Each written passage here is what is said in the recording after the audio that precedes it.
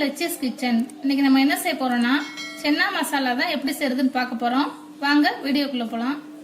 சென்னா மசாலா செய்யறதுக்கு தேவையான பொருள்லாம் என்னென்னு பார்த்துடலாம். ஒரு 1/4 கிலோ வெள்ளை சுண்ட கடலைய 8 மணி நேரம் ஊற வச்சு 4 விசில் விட்டு நல்லா வேக வச்சு எடுத்துக்கிறேன். இப்போ பாருங்க, நான் நல்லா மெதுவாக இருக்கணும், அந்த மாதிரி 4 விசில் விட்டுக்கோங்க. ஒரு வெங்காயம் பேஸ்ட் பண்ணி வச்சிருக்கிறேன். இஞ்சி பூண்டு பேஸ்ட்டு, தாளிக்கிறதுக்கு 2 ஏலக்காய், ஒரு பட்டை, கல்பாசி, 2 கிராம்பு, கொஞ்சம் கருவேப்பிலை, ஒரு பெரிய தக்காளி 2 தக்காளி இதில் எடுத்துருக்கிறேன். சின்ன தக்காளி இருந்தால் 3 எடுத்துக்கோங்க. பேஸ்ட் பண்ணி வச்சுருக்கிறேன். மிளகாய் பொடி 1½ ஸ்பூன், மல்லிப்பொடி 1 ஸ்பூன், காஷ்மீரி சில்லி பொடி 1 ஸ்பூன், சீரகப்பொடி 1/2 ஸ்பூன், கரம் மசாலா பொடி 1/2 ஸ்பூன், மஞ்சள் பொடி ஒரு 1/4 ஸ்பூன் எடுத்துக்கிறேன். கொத்தமல்லி தழையை பொடி பொடியாக அரைஞ்சி வச்சுக்கோங்க. லாஸ்ட்டில் நம்ம மசாலாவில் போடுறதுக்கு பட்டர் கொஞ்சம் எடுத்துருக்குறேன்.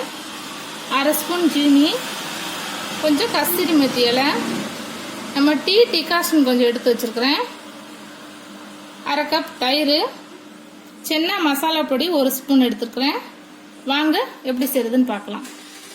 சென்னா மசாலா செய்கிறதுக்கு முதல்ல ஒரு கடாயில் எண்ணெய் ஊற்றிருக்கிறேன். எண்ணெய் சூடாயிருச்சு. இப்போ நம்ம எடுத்து வச்சுக்கிற பட்டை, கிராம்பு, ஏலக்காய், கல்பாசி இதெல்லாம் போட்டுக்கலாம்.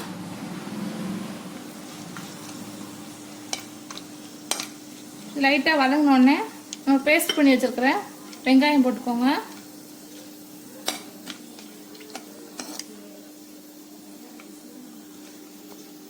இந்த ஃப்ளேவரில் நல்லா வதங்கினா தான் அந்த ஃப்ளேவர் நல்லா இறங்கும். இப்போ வெங்காய பேஸ்ட்டு சேர்த்துக்கலாம்.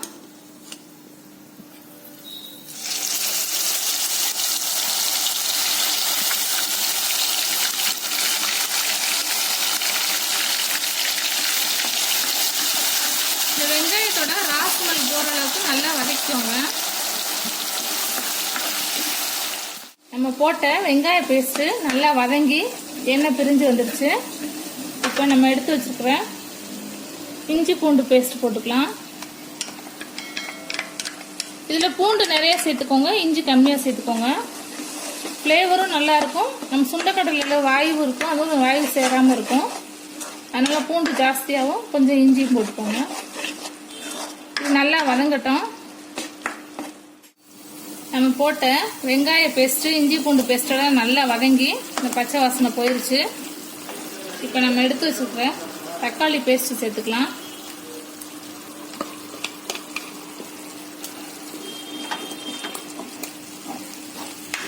இதோட நம்ம எடுத்து வச்சுருக்கிற மசாலா பொடியெல்லாம் சேர்த்துக்கலாம்.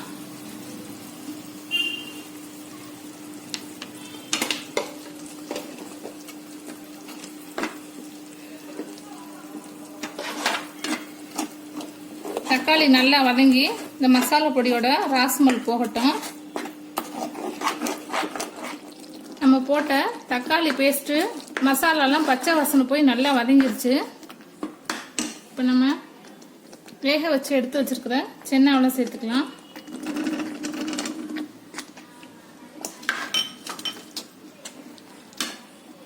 இந்த மசாலாவுக்கு தேவையான அளவு உப்பு போட்டுக்கலாம்.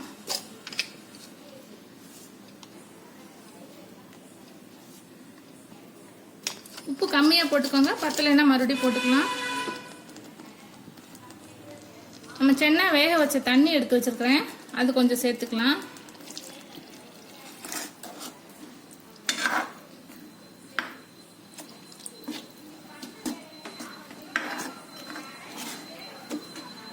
இந்த சென்னா மசாலாவோட சேர்ந்து நல்லா கொதிச்சு வரட்டும். நம்ம போட்ட சென்னா நல்லா மசாலாவோட சேர்ந்து கொதிச்சு எண்ணெய் பிரிஞ்சு வந்துருச்சு. இப்போ நம்ம எடுத்து வச்சிருக்கிற டீ டிகாஷன் சேர்த்துக்கலாம். இந்த டிகாஷன் சேர்த்தோம்னா ஹோட்டலில் சாப்பிட்ற டேஸ்ட்டு அப்படியே கிடைக்கும். நம்ம எடுத்து வச்சிருக்கிற தயிரை சேர்த்துக்கலாம். ரொம்ப புளிப்பு இல்லாத ஒரு மீடியம் புளிப்பாக இருக்கிற மாதிரி தயிர் சேர்த்துக்கோங்க. இப்போ சென்னா மசாலா பொடி சேர்த்துக்கலாம்.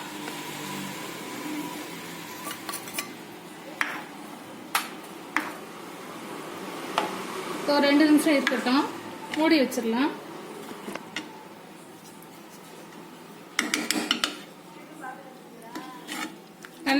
விட்டுட்டு மூடி போட்டுருங்க. ஒரு 2 நிமிஷம் இருக்கட்டும்.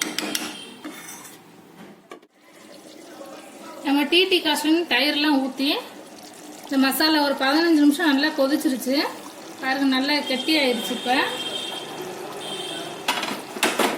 இந்த ஸ்டேஜில் கொஞ்சம் கருவேப்பிலை போட்டுக்கோங்க.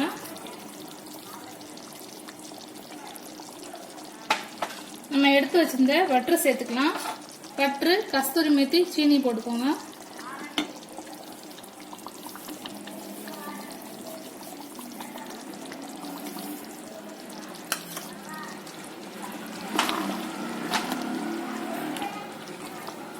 ஸ்டவ் ஆஃப் பண்ணிடலாம்.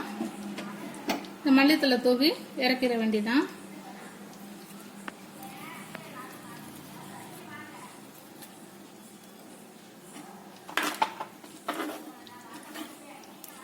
இதை ஒரு பவுலுக்கு மாற்றி சர்வ் பண்ணிடலாம். நம்மளோட சென்னா மசாலா ரெடி ஆயிடுச்சு. இது சப்பாத்தி, பூரி, சோளா பட்டரா, நான் எல்லாத்துக்குமே நல்ல சூப்பர் காம்பினேஷனாக இருக்கும். இதே மாதிரி நீங்களும் ட்ரை பண்ணி பாருங்க. பிடிச்சிருந்துச்சுன்னா லைக் பண்ணுங்க. எப்படி இருக்குதுன்னு கமெண்ட் பண்ணுங்க. தேங்க்ஸ்.